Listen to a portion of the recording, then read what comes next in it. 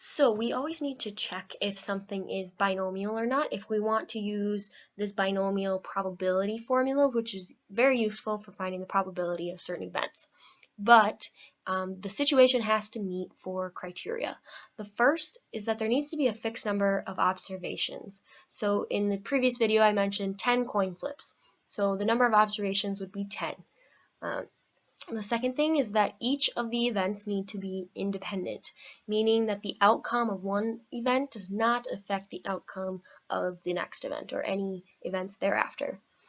There needs to be the same probability of a success or a failure each time you do a trial. So the probability of getting a heads is 0.5 or 50%, so that needs to be true every single time you do a trial or an observation.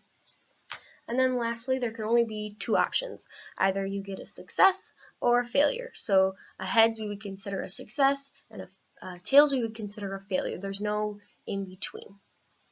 And then a little bit of notation you'll see here on the right. We use a capital letter X to represent the number of successes we're wondering about. So for instance, if I wanted to know the probability of getting 3 heads, if we're flipping the coin 10 times, my X would be 3.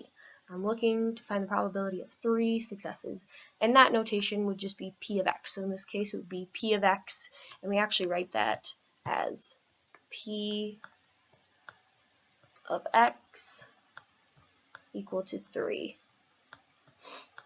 And that's the notation we would use. Okay, and then the next thing is that we use N, the lowercase n right here, to represent the number of observations. So if we're flipping the coin 10 times, n would be 10.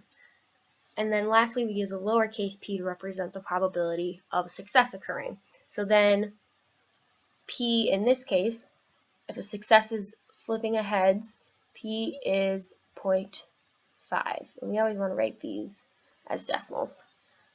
So that's a little bit of notation for you.